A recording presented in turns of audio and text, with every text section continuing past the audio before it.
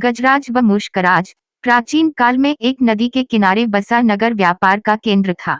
फिर आए उस नगर के बुरे दिन, जब एक वर्ष भारी वर्षा हुई। नदी ने अपना रास्ता बदल दिया। लोगों के लिए पीने का पानी न रहा और देखते ही देखते नगर वीरान हो गया। अब वे जगह केवल चूहों के लायक रह गई। चारों ओर चूहे ही चूहे नजर आने लगे। चूहों का पूरा साम्राज्य ही स्थापित हो गया। चूहों के उस साम्राज्य का राजा बना मुश्कराज चूहा। चूहों का भाग्य देखो, उनके बसने के बाद नगर के बाहर जमीन से एक पानी का स्रोत फूट पड़ा और वे एक बड़ा जलाशय बन गया। नगर से कुछ ही दूर एक घना जंगल था। जंगल में अनगिनत हाथी रहते थे। उनका राजा गजराज नामक एक विशाल हाथी था। उस जंगल क्षेत्र में भयानक सूखा पड़ा। जीव जंतु पानी की तलाश में इधर उधर मारे मारे फिरने लगे। भारी भरकम शरीर वाले हाथियों की तो दुर्दशा हो गई। हाथियों के बच्चे प्यास से व्याकुल होकर चिल्लाने व दम तोड़ने लगे। गजराज खुद सूखे की समस्या से चिंतित था और हाथियों का कष्ट जानता था। एक दिन गजराज की मित्र चील ने आकर खबर दी कि खंडहर बने नगर के दूसरी ओर एक जलाशय है।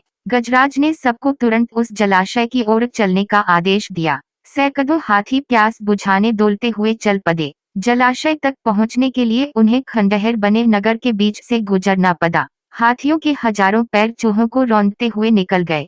हजारों चूहे मारे गए। खंडहर नगर की सड़कें चूहों के खून मांस के कीचड़ से लथपथ हो गई। मुसीबत यहीं खत्म नहीं हुई। हाथियों का दल फिर उसी रास्ते से लौटा। हाथी रोज उसी मार्ग से पानी पीने जाने लगे। काफी सोचने विचारने के बाद मुश्कराज के मंत्रियों ने कहा, महाराज, आपको ही जाकर गजराज से बात करनी चाहिए। वह दयालु हाथी है। मुश्कराज हाथियों के वन में गया। एक बड़े पेड़ के नीचे गजराज खड़ा था। मुश्कराज उसके सामने के बड़े पत्थर के ऊपर चढ़ा और गजराज को नमस्कार करके बोला। गजराज को मुश्कराज का नमस्कार। हे महान हाथी, मैं एक निवेदन करना चाहता हूँ। आवाज गजराज के कानों तक नहीं पहुँच रही थी। दयालु गजराज उसकी बात सुनने के लिए नीचे बैठ गया और अपना एक कान पत्थर पर चढ़े मुश्कराज के निकट ले जाकर बोला, नन्हे मियाँ, आप कुछ कह रहे थे, कृपया फिर से कहिए। मुश्कराज बोला, हे गजराज, मुझे चूहा कहते हैं। हम बड़ी संख्या में खंडहर बनी नगरी में रहते हैं। मैं उनका मुश्कराज हूँ।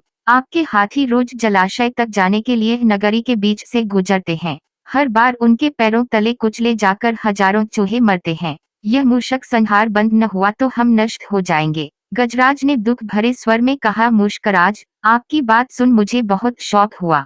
हमें ज्ञान ही नहीं था कि हम इतना अनर्थ कर रहे हैं। हम नया रास्ता ढूंढ लेंगे। मुश्कराज कृतज्ञता भरे स्वर में बोला, गजराज, आपने मुझ जैसे छोटे जीव की बात ध्यान से सुनी। आपका धन्यवाद। गजराज, कभी हमारी जरूरत पड़े तो याद जरूर कीजिएगा। गजराज ने सोचा कि यह नन्हा जीव हमारे किसी काम क्या आएगा, सो उसने केवल मुस्कुराकर मुश्कराज को विदा किया।